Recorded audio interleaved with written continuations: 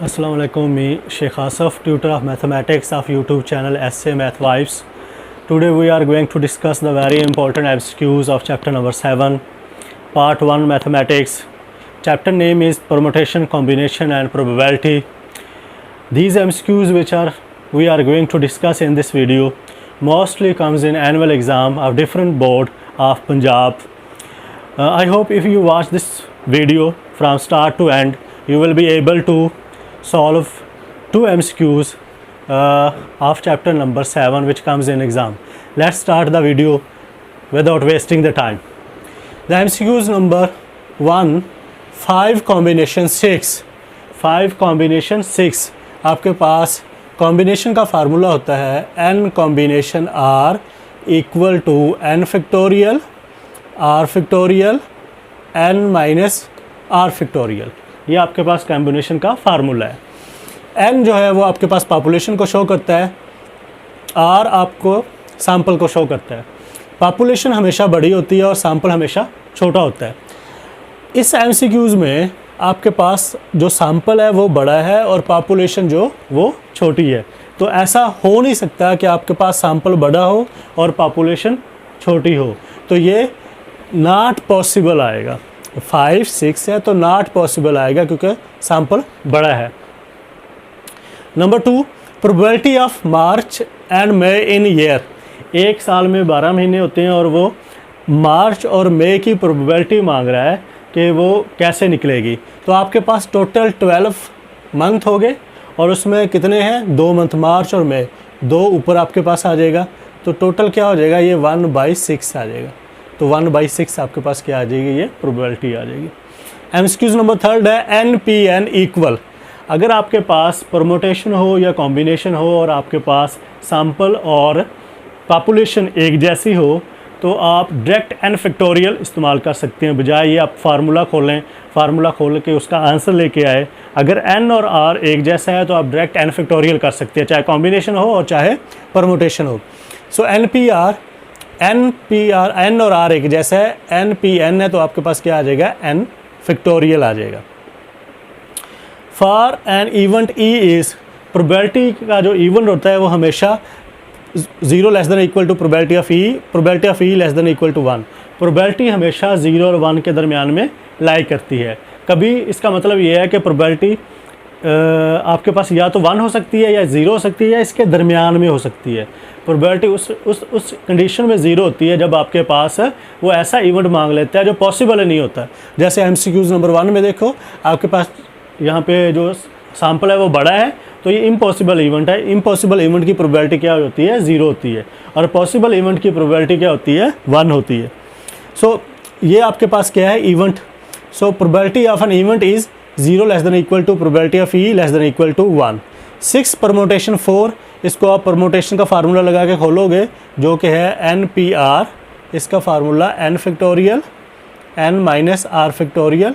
तो क्या करोगे, 6 फैक्टोरियल 6 माइनस 4 फैक्टोरियल, तो आपके पास 360 इसका आंसर आ जाएगा. n-1 n-2 n-3 so on n minus r plus 1. इसको एक टर्म पीछे लेके जाओ तो n माइनस r फैक्टोरियल से डिवाइड भी कर दो और मल्टीप्लाई भी कर दो. जैसे आप इसको n माइनस r फैक्टोरियल से मल्टीप्लाई करोगे तो ऊपर वाली सारी टर्म को n minus r factorial n-1 factorial लिखा जा सकता है और नीचे n माइनस r फैक्टोरियल आ सकता है. तो ये ऑप्शन ए आपके पास होगा, n-1 factorial over n minus r. An event is said to be sure event. Sure event मतलब आपका possible event. An event is said to be sure event. Sure event वो होता है जिसमें इवेंट और सैंपल आपके पास क्या होते हैं, इक्वल होते हैं. तो वो हमेशा किसके इक्वल होगा, 1 के इक्वल होगा. बेसिकली ये MCQs नंबर 4 से ही ये MCQ सारे ही डेवलप होते हैं क्योंकि ये एग्ज़ाम में आए हैं तो इसलिए मैंने वो सारे के सारे फिर लिख दिए हैं. An event is said to be sure event if probability of A किसके इक्वल हो, 1 के इक्वल. जब 1 के इक्वल हो वो श्योर होता है और श्योर उस वक्त होता है जब probability of E equal to S के हो, इवेंट और सैंपल स्पेस इक्वल हो, या इसको एक और लफ्ज़ भी बोलते हैं पॉसिबल इवेंट हो, तो भी आपके पास ये 1 के इक्वल होता है. Value of 3 factorial over 0 factorial, तो आपके पास 0 फैक्टोरियल 1 के इक्वल होता है, 3 फैक्टोरियल आपके पास 6 के इक्वल होता है. 20 कॉम्बिनेशन 3 आपके पास अगेन कॉम्बिनेशन वाला फार्मूला लगेगा तो आपके पास 6840 वाला आंसर आ जाएगा. If S equal to 1 2 3 4 A equal to 1 2 then P of A आपके पास किसके इक्वल होगा, N of A over N of S. तो इवेंट आपके पास 2 हैं और सैम्पल स्पेस आपके पास 1 2 3 4 हैं, तो आप 2/4 करोगे, तो ये आपके पास इवेंट है, ये आपके पास सैम्पल स्पेस है, तो कट के क्या आ जाएगा आपके पास 1/2 आ जाएगा।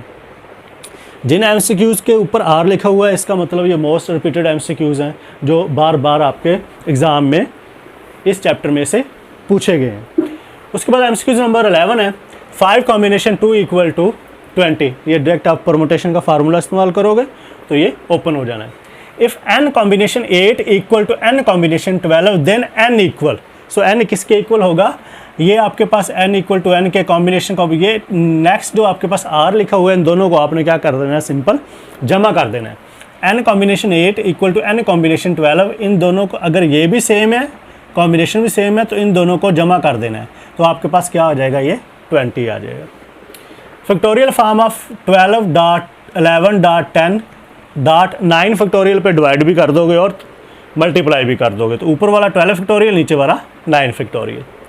If n combination 4 equal to n combination 5 then n equal, again ये MCQ नंबर 12 के जैसा है, तो नीचे वाले को 5 और 4 को ऐड करोगे आपके पास क्या आ जाएगा, 9 आ जाएगा, तो ये 9 आपके पास आ गया।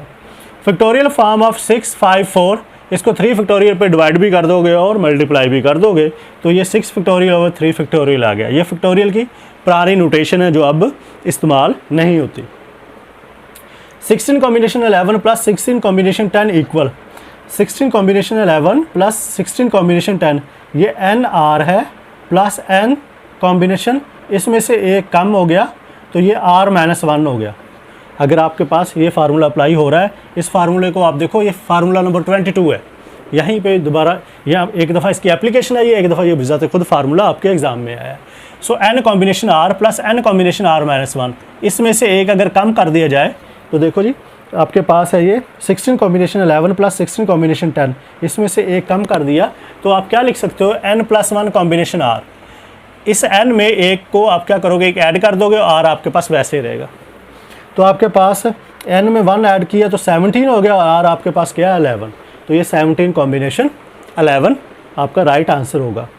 R factorial n combination R, इसको लिखा जा सकता है NPR के इक्वल, और इस MCQs को ऐसे भी पूछा गया है कि आपके पास ये NPR divided by R factorial equal तो n कॉम्बिनेशन R के इक्वल होगा। Range of probability of event is, इसकी प्रोबेबिलिटी हमेशा 0 और 1 क्लोज इंटरवल में आएगी, मतलब ये भी शामिल है, ये भी अगेन यही MCQs है 4 जिसकी डिफरेंट शेप आपके एग्ज़ाम में पूछी जा रही हैं। If A and B are independent event then probability of A intersection B equal to probability of A dot probability of B। Independent event ऐसे इवेंट होते हैं जिसमें एक की अक्रेंस दूसरे की अक्रेंस के ऊपर इफेक्ट नहीं करती, तो आपके पास ये फिर probability of A intersection B equal to probability of A dot probability of B आ जाएगा। If n combination R equal to n combination Q in which statement is true, तो उसने एक स्टेटमेंट दी है कि n combination R equal to n combination Q which statement is true, तो ये बेसिकली ये फार्मूला आपको MCQs, आपको MCQs 12 है, ये MCQs 14 है, तो हम क्या करते थे, वो नीचे वाले को हम ऐड कर लेते थे 5 4 12 8, इसी तरह ये क्या किया जाएगा, हम ऐड कर लेंगे R plus Q equal to N, R plus Q equal to N, B is the right answer. Permutation is an arrangement which, permutation is an arrangement with regarding order, permutation arrangement को बोलते हैं जिसमें तरतीब का ख्याल रखा जाता है। n combination R plus n combination R-1 equal है n+1 combination R, option A. Number of ways writing word taken all at a time, आपके पास एक लेटर है वर्ड्स, उसको कितनी अरेंजमेंट के साथ लिखा जा सकता है, तो जितने उसके लेटर आप उसको गिन लो, 1 2 3 4 और 4 फैक्टोरियल आ जाएगा, तो 4 फैक्टोरियल आपके पास क्या आ जाएगा, 24 आ जाएगा। When A and B are disjoint event, then probability of A union B equal to probability of A plus probability of B। ये भी एक ऐसा MCQs है जिसको डिफरेंट शेप में पूछा जा सकता है। एक शेप ये है when A and B are disjoint event, then probability of A union probability of B। एक ही है when A and B are mutually exclusive event, तो then probability of A plus probability of B। If when A and B are disjoint event, तो probability of A intersection B 0 होगा, तो भी probability of A plus probability of B के equal होनी है। 8 combination 3 किसके equal है? 8 combination 3, ये तो दोनों एक जैसे ही हो नहीं सकता। 8 कॉम्बिनेशन 5, 3 कॉम्बिनेशन 8 ये भी नहीं हो सकता क्योंकि पॉपुलेशन छोटी है, सैम्पल बड़ा है, तो एक ही ऑप्शन आपके पास बच गया 8 कॉम्बिनेशन 5 वाला। So 8 combination 5 is the right answer. If n is any positive integer then आप n+1 factorial, n+1 dot n factorial लिख सकते हो। दोनों को, ये इसको n फैक्टोरियल को ही खोल के n+1 फैक्टोरियल लिखा गया है, ये आपका राइट आंसर होगा। 10.9.2 फैक्टोरियल इक्वल 10.9/2 फैक्टोरियल इक्वल, इसको हमने लिखना है 9 के बाद क्या आएगा 8 फैक्टोरियल से डिवाइड भी कर दो और मल्टीप्लाई भी कर दो। ऊपर 10 फैक्टोरियल आ जाएगा, नीचे 2 फैक्टोरियल डॉट 8 फैक्टोरियल आ जाएगा। -4 फैक्टोरियल इक्वल, जो आपके पास फैक्टोरियल है वो हमेशा पॉजिटिव नेचुरल नंबर को यूज़ करता है, इसमें नेगेटिव नंबर नहीं होते। सो -4 क्योंकि नेगेटिव नंबर है, लिहाजा इसका फैक्टोरियल पॉसिबल नहीं है। None of these. 5 फैक्टोरियल, इसको खोलोगे 5 4 3 2 1, तो आपके पास 120 आ जाएगा, ये राइट आंसर हो जाएगा। 10p1 आपके पास किसके इक्वल है? ये आपके पास 10 ही के इक्वल है। So n combination 12 equal to n combination 8, then n+8 किसके इक्वल होगा? ये वही आपके पास MCQs है। 12 और 8 को जमा करोगे 20 हो जाएगा, यहाँ पे 20 लिखोगे, 20 + 8 क्या हो जाएगा? 28 हो जाएगा। 3 books arrange in self in how many ways, एक अलमारी में आपने 3 किताबें रखनी है, उसकी कितनी तरतीब बन सकती है? तो सिंपल 3 फैक्टोरियल करोगे तो आपके पास क्या आ जाएगा? 6 उसका आंसर आ जाएगा। ये सारे ही वो MCQs थे जो बार बार आपके पंजाब के जो डिफरेंट बोर्ड एग्ज़ाम है उसमें पूछे जा चुके हैं। सो अगर ये MCQs आप सारे कवर कर लोगे तो मुझे उम्मीद है कि आपके 2 नंबर जो है वो एग्ज़ाम में पक्के हो जाएंगे। होप आप मेरी ये वीडियो जो है वो पसंद कर रहे होंगे। अगर आपको लगता है मेरी वीडियो अच्छी है तो प्लीज़ इसको जो है ना वो लाइक करें, सब्सक्राइब करें। शुक्रिया।